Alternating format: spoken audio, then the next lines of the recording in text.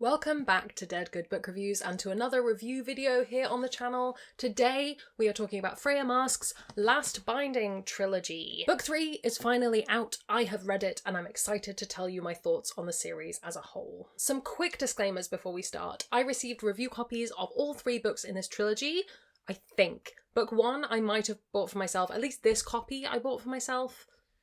I'm not 100% sure, but I did have review copies of book 2 and book 3. I'll put the cover up very quickly for you. Regardless of where books come from, nobody's paying me to talk about books except my patrons, and all opinions are my own. I'm going to keep this as spoiler-free as humanly possible. I do want to talk about all 3 books in the series, however, so if you want to go into this knowing absolutely nothing, pause the video, come back when you've read them, we'll talk then, but I'm not going to make any major spoilers for any of the plots of all 3 of the books. However, I do have at least a review video up for book 2, and possibly also for book 1. I will link them in the right places in case you want to check those out as well. And I will put a link to the story graph for the series in the description in case you want to check out any user-generated content warnings. The Last Binding is a historical gaslamp LGBT fantasy series written by Freya Marske. It has been coming out since October 2021, where we had A Marvellous Light, book 1, A Restless Truth followed last year, and this year we have the 3rd and final book, A Power Unbound.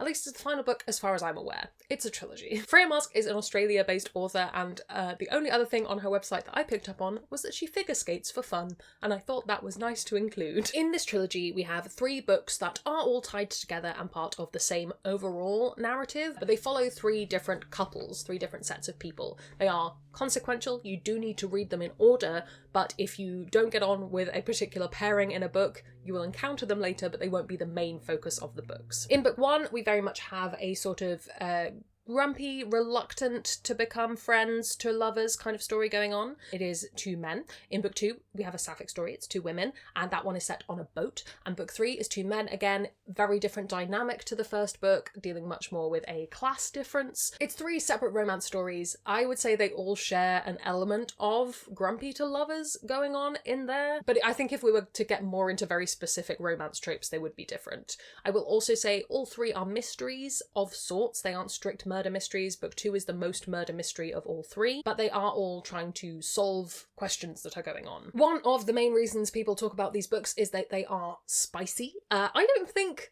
book 1 is as spicy as people think it is, but that might just be where your particular, I don't want to say comfort level, but where your sort of spectrum of spicy books lies. I would put it slightly above something like Red, White and Royal Blue if you've read that. It is explicit scenes of spice in them, but there aren't oodles of them. By the time we get to book 3, there are quite a lot. I would say book 3 is definitely the spiciest of all of them, and book 2 bridges that gap nicely. I feel like there's a building of confidence across all 3 books. If you don't like that kind of content in books, these are not going to be books for you, but if you do, hey, they're there. But more broadly speaking about the romance, I think that these are very strong romance fantasy books. I love a fantasy romance. It's one of the things I've really come to enjoy in the last couple of years, and all 3 of these really work for me, which is unusual, as I have found in the past that reluctant / grumpy kind of characters falling in love hasn't worked for me because I don't feel like it's earned, whereas in this I think the characters have enough time to have conversations and to work out some of their issues that it definitely works. Book 2 was probably the most realistic feeling of that for me. I think that the relationship that's explored in there has a lot of limitations to it that I thought the book explored in a realistic way. That's probably all I can say without spoiling things there. It's still very much a romance novel in the sense that some things get waved away for the sake of plot. They don't feel silly in the same way as other romantic fantasy books I have read. But romance isn't all these books have going for them. I've mentioned these mystery plots. I think they are well thought out. I like the solutions that the characters come up with. I like the building of tension. I like the overall broad meta plot of the series and the way that that gets dipped into throughout all 3 books and building to this kind of crescendo at the end. It's what I wanted this trilogy to be.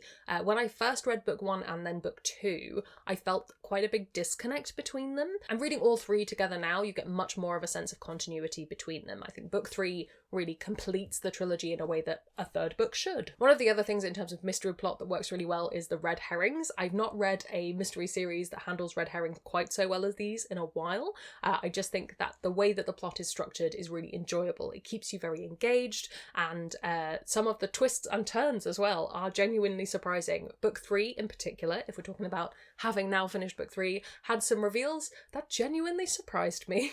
And that doesn't happen to me very often with mysteries. I think the other thing I would mention that really stuck with me is that these have a sense of humour about them. They are historical fantasy and we're dealing with the upper classes, but it's not stuffy. I think probably because it's a queer narrative and it has to have that element of relaxation when characters are together because they have to conceal their feelings for one another in other contexts. They are very funny. Book 2 has probably got the most funny moments of all of them, just because some of the situations they get onto on that boat are ludicrous. So while these aren't cozy fantasy books, some very dark things happen. Like I've mentioned looking up the content warnings, but they are cozy adjacent, they are fun, they are adventurous, they are found family. There's a lot of things that you would find in a cozy fantasy book that crop up in these, but they aren't cozy fantasy. One of the things that surprised me, having read all 3 of them, was how strong they all are, both on their own and as part of a trilogy. I've kind of mentioned this already, but let's get into it more.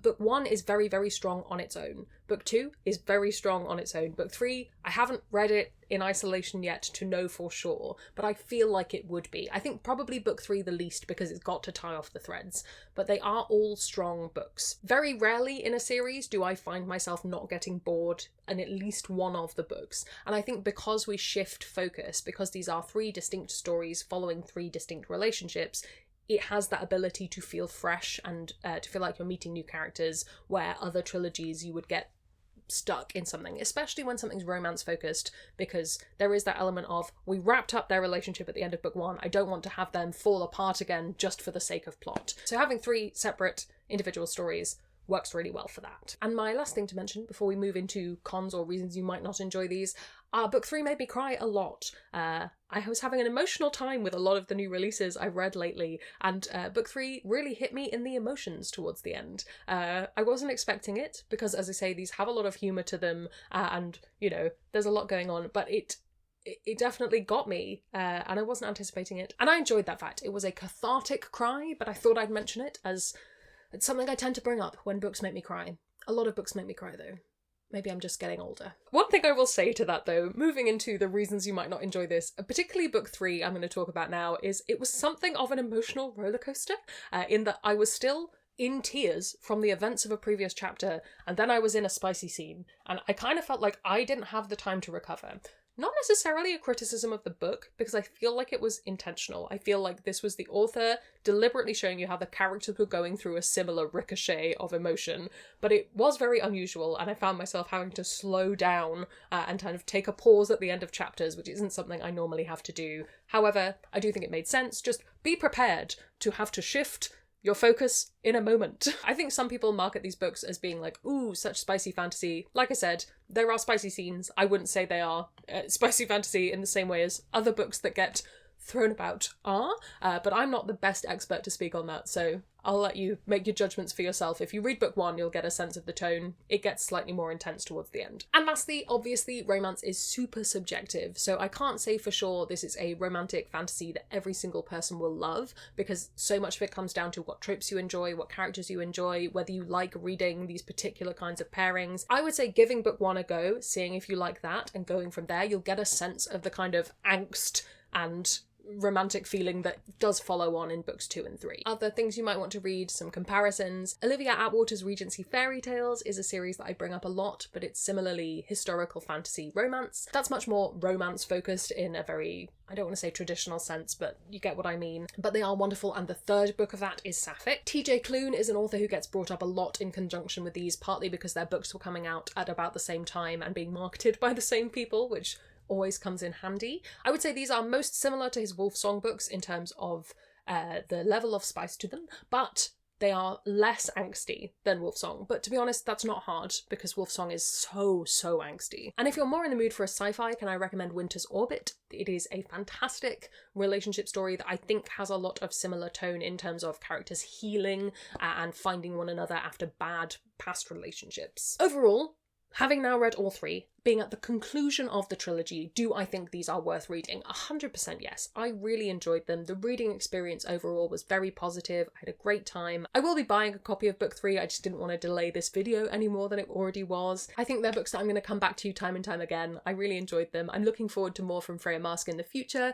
I'm sad that this series is over. I'm hoping we'll get some short stories or something as well. And we'll see what comes next from this author, because I'm intrigued. Have you read this? Do you have plans to? Do you have any fantasy romance or romantic fantasy recommendations? Plonk all of that down in the comments below. While you're commenting, if you haven't already, please do subscribe. It makes me feel loved and appreciated. You can also come hang out on Discord where we have chill chats about books. I'd like to say an enormous thank you to all the ghosts who haunt me over on Patreon. They support the channel and in return get early access to videos, bonus content, live streams, and more. If you'd like to join their number, that's linked below as well. Thank you so much to you for watching. That's all from me, and I will see you in the next one.